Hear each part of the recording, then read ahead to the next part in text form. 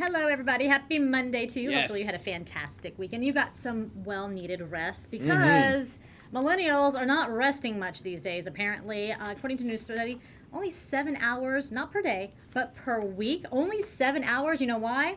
Because these things right You know what, everybody? It's Monday, which means there's a new study out, right? Every week there's a new study that comes out, and this one is around, yes, your cell phone time. So millennials, yeah, like Betty said, 7 hours a week. A poll of 2,000 British adults, 18 to 34, okay, found that hectic home and work lives mean they get less than 60 minutes to themselves each day.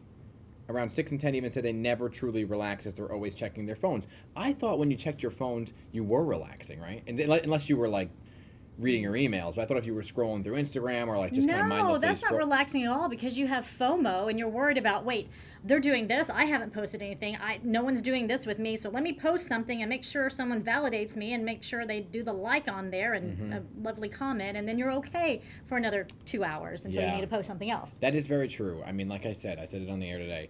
Instagram is the highlight reel of your life, right? But you're never posting the lowlights. You're never posting what's actually happening. You only want everybody to see the most positive aspects of your life. And then you see everything and you're like, oh my gosh. When you're not living up to this life that you think you're supposed to be living up to. And I will go for days and not post anything because I have no idea what to post because there's nothing cool about what's going on in my life. I got 2 kids at home. That's pretty much it. You know what does best for me? The sock post. It's like this. Oh, it's like the crazy socks, and that's. But that's you have like today's coffee. We got coffee. That's coffee. Today. Yeah, nice. So a staggering 9 in 10 also confessed to opening their phone even though they know they haven't had any new messages, just to stare at the screen. I haven't seen you in a while. Just want to take a look and take a gander at what my home screen looks like. And the study commissioned by beauty booking app Treatwell as part of their Spa-Temper campaign found that even older generations are struggling to relax, getting 90 minutes to unwind. But here's the deal. These adults in the study, they can't relax even if they have no work to do, with more than a third confessing they feel at a loss when they haven't got chores to complete. 62% even went as far as to say they find modern life stressful, while 46% wish smartphones had never been invented. Well, this is the thing. This is what we said last week. What were we talking about that we were saying, what did people do before their smartphones? Oh, it was about dating. And like that you actually have to like go up to somebody and say hello, right? Instead of like swiping left or right. But it's like, how did we relax before the smartphone came out? I don't know. I'm getting stressed out talking about this. So can we bring in someone who's going to fix our life right now? Let's show you a quick clip of who I'm talking about. I'm out to ignite change. You have this pattern of trashing yourself. We're going to break it today. If you change how you think, you will change your life. Welcome to the Mel Robbins Show. And look who's here, Mel. Here I am. Are we fixable, Mel? Of course. Yeah? Yeah, I don't think that people are broken. I think we have patterns of behavior that are broken. And you were just talking about the cell phone, and this is a massive pattern. And the thing that's interesting about cell phone use is that we all know it's bad for us. Right. We all know that looking at it 95,000 times a day is a bad thing. We all know sleeping with it is a bad thing. And we don't but care. We still do it. Every night I'm like, I tuck myself in and then I tuck my phone in. Bad boy. Right. Because Very it's our bad. alarm. That's our excuse. It's my alarm. That is the worst excuse in the world. And here's the thing that I'm out to do with the Mel Robbins Show.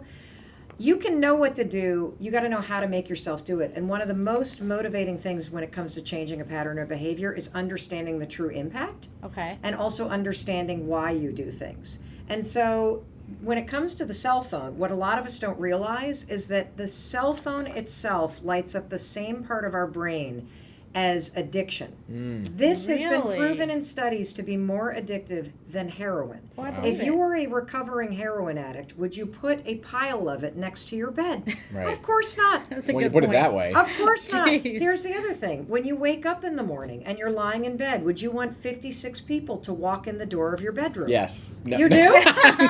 Come on in. Yes. No. Depends who they are. Right, What they're wearing. it's been a long time since someone walked in my bedroom, so anybody that walks in, you're more than welcome But to. you know what I'm saying? Like, imagine being in your bed and the door opens up and 56 people walk in. That Wanting is the something exact from you, same yeah. thing as looking at your phone, yet we allow ourselves to do it. So, but how do you cut the cord? I know how you cut the cord. You want to know? You're going to hate this. Yeah. What? This is worse than the 5-second rule. Uh-oh. But this is exactly what everybody needs. So I have one rule that I live and die by. I do not sleep next to my phone. First of all, it's not allowed in the bedroom. That's way better for your sex life, by the way, to not have your spouse or your partner and their cell phone in your room. Right. So you leave it in the kitchen or in your closet or in your bathroom. You plug it in. Okay. You leave the alarm on. If you have a job that requires you to be reachable, leave the ringer on. And tell everybody at work, call me if you need me. You'll be shocked how often they don't call. People will text you all night long, Right. but they won't That's call unless they true. actually actually need you. Then when the alarm goes off, guess what? You're screwed. You have to get up. You have to get up. But that's key because you don't want to sit there and hit the snooze, right? No, 'Cause and that's you not also productive. don't want to lay in bed and do one of these. Which is And what so I do every if night. you wonder why you wake up and you're behind and you're stressed and you're freaked out, it's because you did that to yourself. Right. So then here's the number one thing. When you get to your phone, turn off the alarm, but don't pick up the phone. Oh. I want you to take 5 minutes. 5 lousy little minutes. And do what? I want you to think about what is one thing that matters to you that you're gonna do today. It could be teeny. It could be I'm going to work on the photo album for my dad's 60th birthday. It could be that I'm going to call my grandmother. It could be I'm actually going to get my butt to the gym today. Right. Just think about it. That's all I want you to do. Yeah. Because studies show that when you put yourself first in the morning, when you identify one thing, it's called the progress principle. This comes from research at Harvard Business School. Okay. You are 67% more likely to actually follow You're through on planting it. that Wow. seed. Then, 5 minutes later, pick up the damn thing. Everything from work will come rushing in. Oh, yeah, it's Your always whole there. day now is hijacked, and you can get back on the hamster wheel. But you planted the seed. Correct. Yeah. And you started your day in control. Yeah. Again, a little change, it totally blows. You're completely capable, it's free, and it changes the trajectory of your day. So CJ Seeley says, I think it's so pathetically sad how addicted young people are in social media, needing to know 24/7 what everyone is doing and their own approval. Roma says her excuse to using her phone is she's learning, reading, and studying. Great, if that's what she's using it for. Let me tell you one other study. You ready? So if we were to wire you two up Uh-oh. and study your brain and your ability That to won't focus take and pay long. attention, okay, and you're talking and your prefrontal cortex is engaged and you're focused.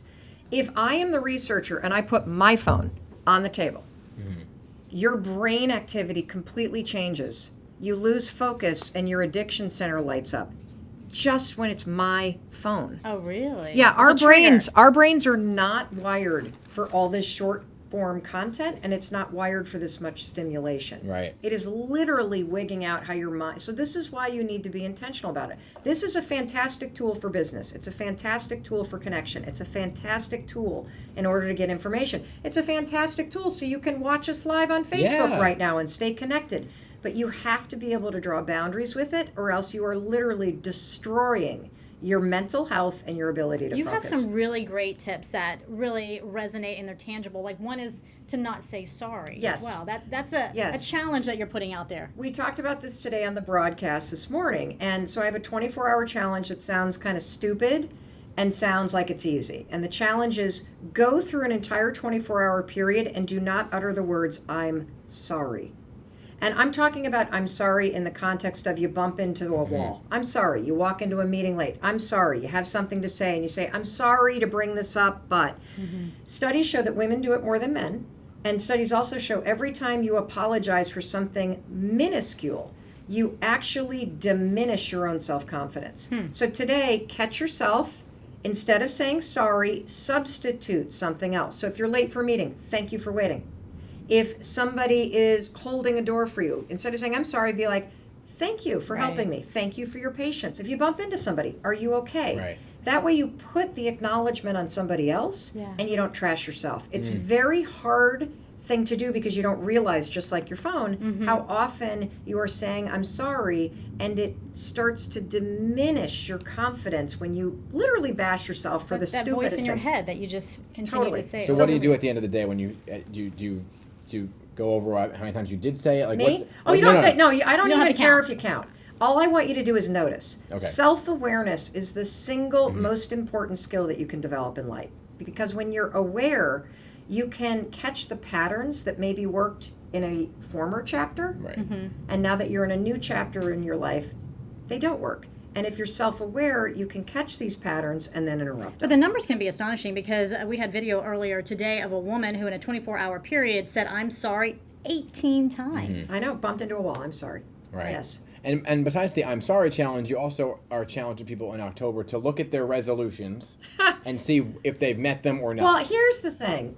You know, what's so interesting is in January, we're all excited. Gung-ho. New me! Here we go! Woohoo! And by February, like, the majority of us, goodbye resolutions, Right. hello, another year, I can't same even remember old me. mine, to tell you the truth. I can't either, you know? And so I don't really set them that often. It's the 1 year I actually followed through. Okay, what was your I said resolution? I was gonna buy a keyboard and learn how to play, which I've Like piano. A piano. Oh, yes, fantastic, which I've okay. learned. And I said I was going to go to. I always say I'm going to go to the gym, but I really have been keeping Actually up with work the gym. out this Good time. for Work you. out. Yeah. Yeah. Good for you. That's great. So he's the anomaly. The rest of us losers. So it's almost October. Believe it, there's 91 days left in 2019. Oh, geez. 91 days. That's a lot. And so a lot of times what happens when October hits is I notice with our community, we reach more than 1 million people a day online. People start to slide into 2020 already. Like, yeah, the screw it. holidays The are year's coming up. already over. Right away. Yeah. Why would I start my health resolutions now? Why start the business now when 2020 is just 3 months away? Right. I'm telling you, do not make that mistake. You can fundamentally change your life between now and 2020. So whatever it is that you've been putting out, putting off, writing the book, starting the blog, looking for that new job, ending the crappy relationship that you're in where you're getting gaslit and you're getting the silent treatment and actually deciding that this doesn't work for you, you can make a decision today that will change your entire life. 91 days is a lifetime. That makes a lot of honestly. sense, because isn't there a saying that says a year from now you would wish you would have started today? Correct. Oh my, Right? right up there with the assist on the motivational quote. You will. Trust my words when I tell you. New Year's Eve, you will wish that you started today. And so if you're watching this for a reason. You were meant to see us talking today. This is an annoying reminder that thing that's gnawing at you, that you've been putting off, that you keep coming up with excuses, today's the day. Do it. Yes, because you will thank yourself on New Year's Eve that you are 91 days further along in taking the steps toward reaching the thing that you want and that you deserve in your And put life. a piece of that puzzle in your head every morning when you turn off your alarm, right? Yes, exactly. Take the 5 minutes. This again. I'm listening. Again, slacker I'm listening. here. You're fixing my life. Literally, well, see, now you see, this comes from Harvard Business School. Right. The progress principle, focus on one thing a day. If you don't sleep with your phone and you wake up and turn off the alarm and you get those first 5 minutes, Yeah. you can use those first 5 minutes to think about how am I going to take one step today Right. toward the thing that I want to change. Maybe it's finding the time to get to the gym. Maybe it's working on a playlist so that you're motivated when you Right. get to the gym. Maybe it's Googling 10-minute exercises Yeah. on YouTube and finding a 10-minute window where you could do some planks or some of those annoying exercises that they say yeah. does everything that you're now doing. Well, trying. Yeah, but I am listening because now that I've discovered this 5-second rule, I can't stop. The launch. And Sorry. I'm like cursing you off. Wait, no, have we I discovered- love it when you're cursing Yes. me. You know why? That means you're changing. Yes, no, because now I'm forcing myself when I wake up in the morning because I was one of those people that hit snooze every 5 seconds, right? So I set 5 alarms. Now I say first one, 5, 4, 3, 2, 1, let's go. And I started telling my friends to do it, and at They're first like, they were like, "Shut they were like, okay. Which is the 5-second rule if you're unaware.